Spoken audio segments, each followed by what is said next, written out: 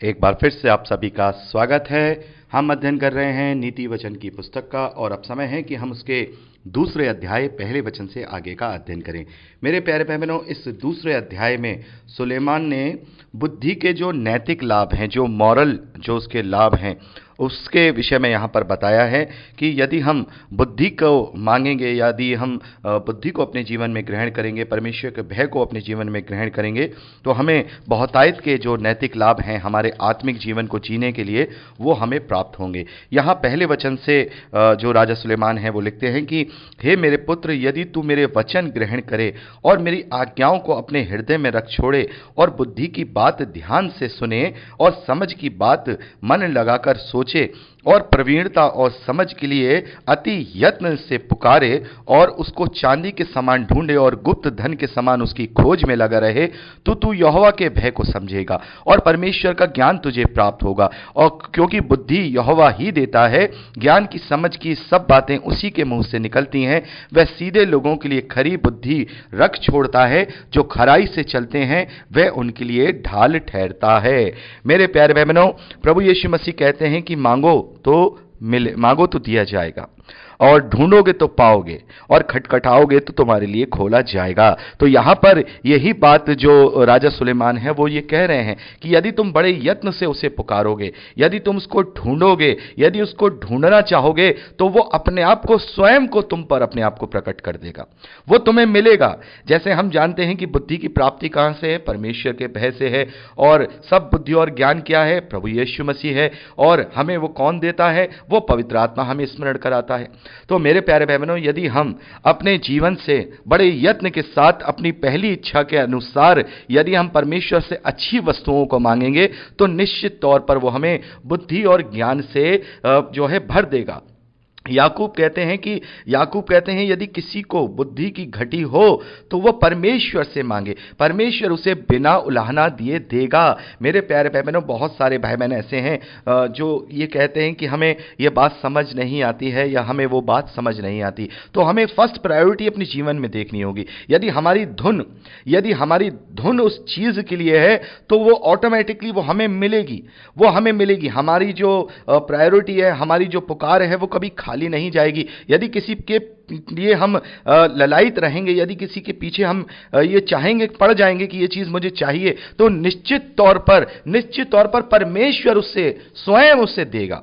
तो मेरे प्यारे भाई बहनों, यहां पर यही बात राजा सुलेमान कह रहे हैं, जैसे प्रभु ने हमें समझाया है कि यदि हम ढूंढेंगे तो हमें परमेश्वर निसंदेह मिलेगा, निसंदेह उसका प्रकटीकरण हमें मिलेगा। और यही बात है मेरे प्यारे भाई बहनों कि आज मसीही विश्वासी, जो पुराने मसीही विश्वासी हैं, जो बाप दादाओं के ज़माने से मसीही विश्वासी हैं, उनके जो बच्चे हैं आज वो भटके हुए हैं। लेकिन बहुत सारे जो गैर मसीही विश्वासी, जो परमेश्वर की संतानें हैं, उन्होंने परमेश्वर को ढूंढना चाहा, और जब उन्होंने ढूंढना चाहा तो परमेश्वर ने अद्भुत रीति से उन पर अपने आप को प्रकट किया, और वो वचन की रोशनी में बढ़े, और आज वो प्रभु के राज्य के लिए इस्तेमाल हो रहे हैं।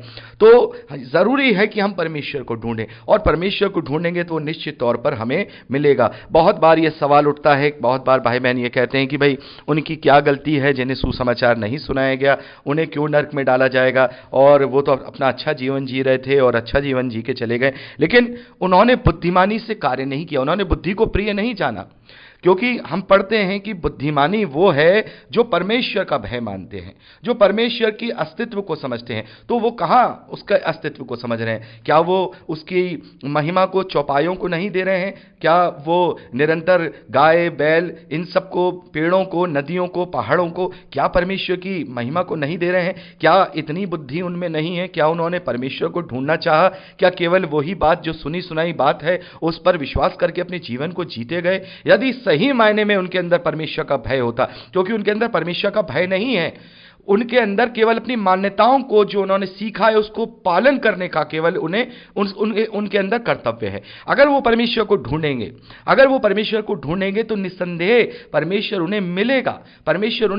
परमेश्वर, यदि हम किसी सुनसान टापू पर भी अकेले रहते हों और वहां कोई और दूसरा मनुष्य ना रहता हो, केवल जंगली जानवर ही वहां रहते हों, यदि वहां पर भी मेरा विश्वास है यदि वहां पर भी अगर हम परमेश्वर को सच्चाई से ढूंढेंगे तो परमेश्वर अपने स्वर्गदूत के द्वारा द्वारा वहां अपने आप को प्रकट कर देगा, वहां अपने स्वर्गदूत के द्वारा अपने सुसमाचार को वहां उन पर दे देगा, उनके ऊपर प्रकट कर देगा। लेकिन जरूरत तो यह है कि पहले हम बुद्धि तो अपने प्राप्त कर लें, हम बुद्धि तो प्राप्त कर लें। ये कौन सी बुद्धि है, ये कौन सी बुद्धि है जिस बुद्धि में ये नहीं चाहता है कि परमेश्वर केवल एक ही हो सकता है? ये कौन सी बुद्धि है जिस बुद्धि में ये नहीं चाहता है कि परमेश्वर एक से दो नहीं हो सकता है? ये कौन सी बुद्धि है जिसमें ये नहीं चाहता है कि परमेश्वर का कोई जेंडर नहीं होता? ये कौन सी बुद्धि है जिसमें ये नहीं चाहता कि जो परमेश्वर है उसका कोई स्वरूप नहीं होता है? ये कौन सी बुद्धि है जो परमेश्वर को एक मनुष्य के समान उसको पूज करके, मनुष्य के समान उसको पूज करके परमेश्वर का दर्जा देते हैं?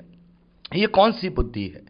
क्या ये बुद्धि सही मायने में यहोवा की बुद्धि है? यहोवा की बुद्धि वो है जो यहोवा के पीछे जाते हैं। यहोवा के जो पीछे जाते हैं, परमेश्वर यहोवा उन्हें अपने आप को उन पर प्रकट जरूर करते हैं। और रोमियो की पत्री पहले अध्याय 18वें वचन से आगे तक यही बात तो पौलुस ने समझाई है। पौलुस कहते हैं कि परमेश्वर ने अपने विषय का ज्ञान आदि काल से ही मनुष्यों के मनों में खुद प्रकट किया है, खुद प्रकट किया है, और जो लोग उसे ढूंढते हैं उन पर वो अपने आप को प्रकट करते हैं। तो जो लोग ढूंढते हैं उन्हें परमेश्वर मिलता है, जो लोग मांगते हैं उन्हें बुद्धि मिलती है, जो लोग खटखटाते हैं परमेश्वर के ज्ञान के दरवाजे को खटखटाते हैं उन्हें ज्ञान की प्राप्ति होती है। और यहां पर हम देखते हैं जब उन्हें ज्ञान की प्राप्ति होती है तो उन्हें यह लाभ होता है कि वो ज्ञान उनके लिए, जो लोग खराई से चलते हैं 7वें वचन में, वह सीधे लोगों के लिए खरी बुद्धि रख छोड़ता है। जो खराई से चलते हैं उनके लिए वह ढाल ठहरता है। यही बुद्धि है जो हमें सच्चे परमेश्वर के विरोध में कार्य करने से रोकता है। यही बुद्धि जो परमेश्वर का भय बुद्धि का प्रारंभ है, जो हमें परमेश्वर के विरोध में कार्य करने से रोकता है। आगे लिखा है, वह न्याय के पथों की देखभाल करता है और अपने भक्तों के मार्ग की रक्षा करता है। अब तू धर्म और न्याय और निष्पक्षता को अर्थात सब भली चाल को समझ सकेगा, क्योंकि बुद्धि तो तेरे हृदय में प्रवेश करेगी और ज्ञान तुझे सुख देने वाला लगेगा। विवेक तुझे सुरक्षित रखेगा, तेरी समझ तेरी रक्षक होगी, ताकि तुझे बुराई के मार्ग से और उलटफेर की बातों के कहने वालों से बचाए। तो यही बुद्धि है जो हमें हर एक जो इधर उधर की बातें हैं उनसे वो बचाता है।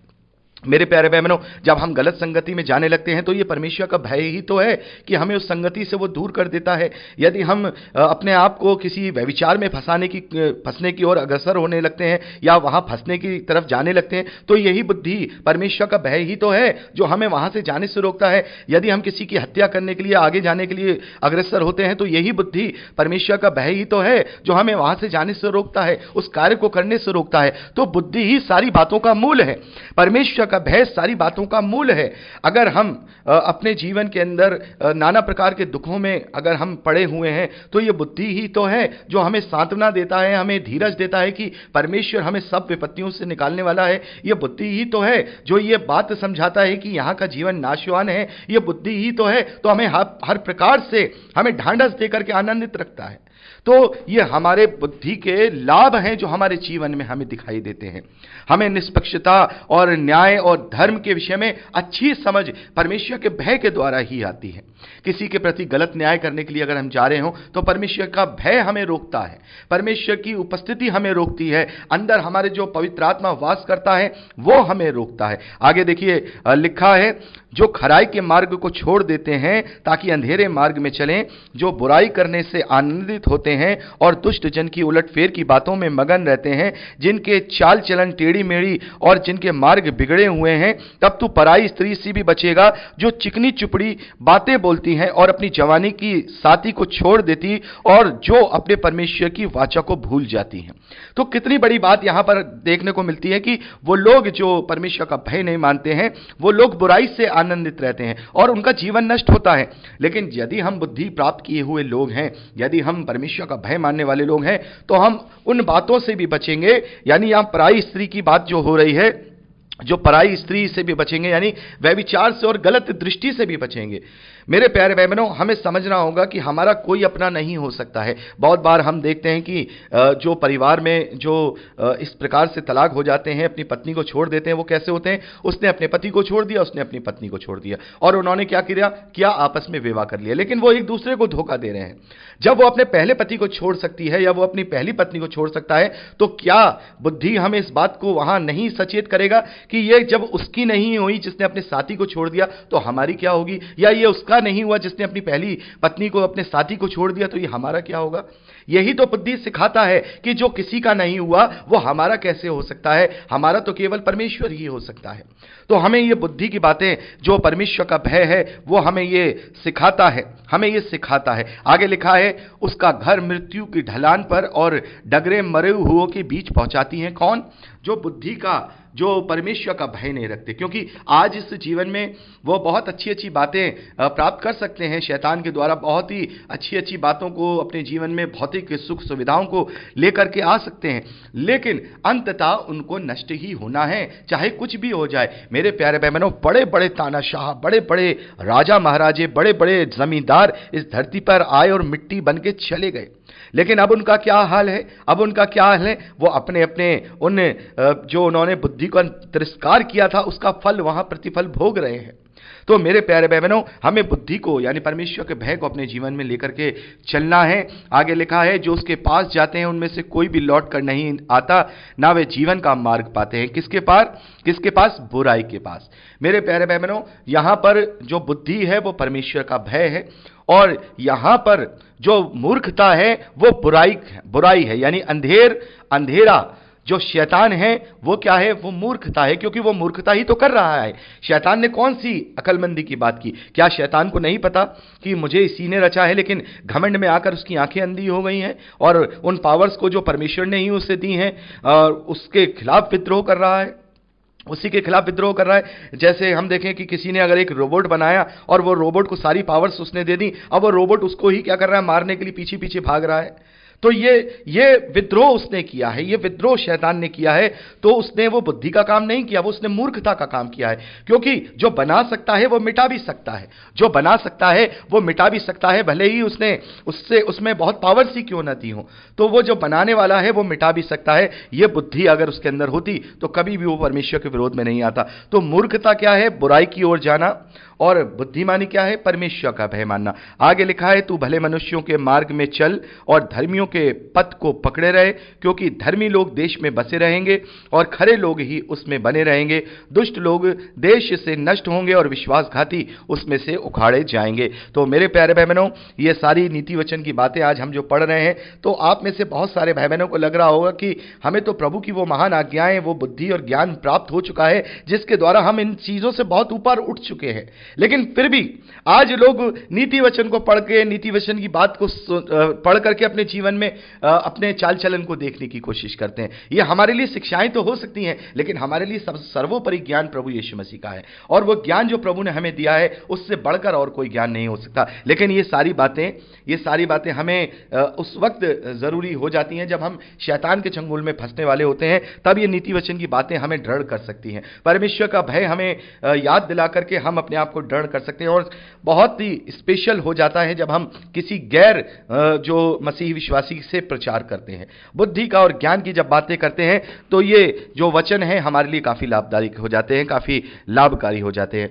तो मेरे प्यारे भाई बहनों, इस प्रकार से हमने यहाँ पहले और दूसरे अध्याय का अध्ययन कंप्लीट कर लिया है, और मैं चाहूंगा कि आप आगे से आगे इसका जो रीडिंग है वो ज़रूर करते हुए चलिएगा, क्योंकि बहुत सारी बातें ऐसी हैं जो आप केवल उन वचनों को पढ़ के ही समझ सकते हैं। मैंने आज ये शुरुआत थी तो अच्छे से आप लोगों को बुद्धि के विषय में और जो मूर्खता है उसके विषय में यहाँ पर डिफाइन किया है, जैसा यहाँ राजा सुलेमान ने किया है। तो आगे भी हम इसी तरीके से अपना अध्ययन करेंगे। जो स्किप करने वाले, स्किप के योग्य जो वचन होंगे उन्हें हम स्किप करेंगे, और जो हमें अपने जीवन में आत्मिक रूप से लागू करने हैं या प्रचार के रूप में लागू करने हैं उनका हम अध्ययन करेंगे। तो आगे से आगे रीडिंग जरूर करते रहिएगा।